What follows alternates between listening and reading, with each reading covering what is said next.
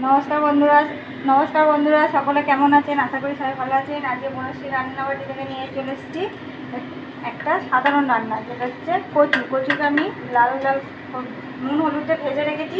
আলুকে নুন হলুদে ভেজে রেখেছি, এখানে কিছুটা চিংড়ি মাছ ভেজে রেখেছি। এবার কড়াই একটা তেজপাতা দিয়েছি, জিরে দিয়েছি, দারচিনি, এলাচ আর লবঙ্গটা দিয়ে দিলাম। এটা দিয়ে আমি পেঁয়াজ দিয়ে একটু লাল লাল করে ভেজে নেবো। ফোড়নটা হয়ে গেলে এতে পেঁয়াজ দিয়ে দেবো, পেঁয়াজটা নুন দিয়ে ভাজা করে নেবো লাল লাল করে। ভাজা হয়ে গেছে, এবার আমি আদা রসুন বাটাটা দিয়ে দিলাম। রসুন 2 চামচ, আদা 1 চামচ। টমেটো কুচিটা দিয়ে দিলাম। রসুনটা ভাজা হয়ে গেছে, টমেটো কুচিটা দিয়ে দিলাম।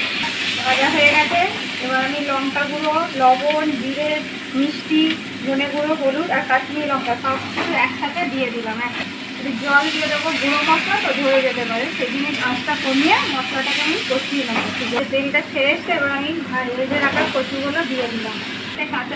চারটে কাঁচা লঙ্কা চিরা দিয়ে দিলাম, আর আলু আর চিংড়ি মাছ যেটা ভেজে রেখেছিলাম দিয়ে সব মশলাটা একসাথে কষতে হবে আর ভালো করে মেশাতে হবে। আমার মশলাটা কষানো হয়ে গেছে, আমি জল গরম করে রেখেছিলাম। এটা হচ্ছে এখন অল্প দিচ্ছি, আমি প্রেসারে এটা সেদ্ধ করে নেব। দেখুন বন্ধুরা, কচুর ডালনাটা হয়ে গেছে। এবার আমি এটায় ঘি আর গরম মশলা দিয়ে কিছুক্ষণ ঢাকা দিয়ে রেখে দেবো। আমি গরম মশলা গুঁড়োটা দিয়ে দিলাম, এবার একটু ঘি দিয়ে দিলাম, দিয়ে আমি এখন এটাকে ঢাকা দিয়ে বন্ধ করে দেবো। এই দেখুন কত সুন্দর হয়েছে। ঝোলটা যে যেরকম রাখবেন।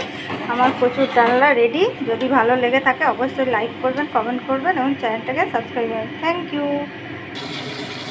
যদি ভালো লেগে থাকে অবশ্যই ভিডিওটা পুরোটা দেখবেন। সকলকে অনেক অনেক ধন্যবাদ।